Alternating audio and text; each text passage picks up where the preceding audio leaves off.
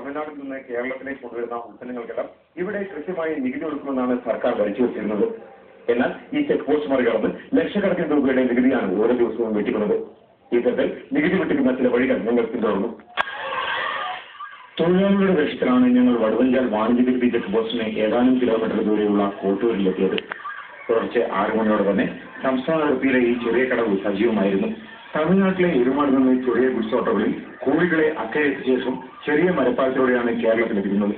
വളരെ സൂക്ഷ്മതയോടെയാണ് ഇവിടെ കാര്യങ്ങൾ നീക്കുന്നത്. ഒരേ സമയം 1-2 ലോറികൾ മാത്രമാണ് ലോഡിങ്ങിനായി ഇവിടെ നിന്ന് എത്തിക്കുന്നത്. അത് പോയ ശേഷം അടുത്ത ലോറിയെത്തും. ദിവസം ശരാശരി 30 ലോഡ് ഇറച്ചി കോഴികളെങ്കിലും ഇതുവഴി വയനാട്, കോഴിക്കോട് ജില്ലകളിലേക്ക് കടത്തുന്നു.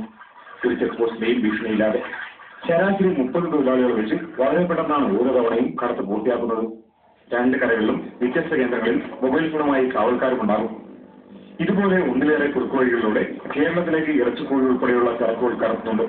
ഇത് സർക്കാർ ഉണ്ടാക്കുന്ന നഷ്ടത്തിന്റെ കണക്ക് ഇങ്ങനെ: ഒരു പെട്ടി കോഴിക്ക് ഇപ്പോഴത്തെ നിരക്കനുസരിച്ച് സർക്കാർ ചുമത്തുന്ന നികുതി 144 രൂപ.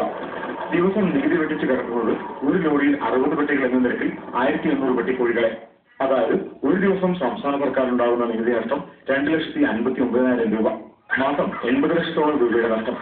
ഒരു പെട്ടി കോഴികളെ 10 മീറ്റർ മാത്രം നീളമുള്ള പാലത്തിന്റെ ഇപ്പുറത്തേക്ക് കടത്താൻ ഒരു തൊഴിലാളിക്ക് നൽകുന്നത് 13 രൂപ വീതം.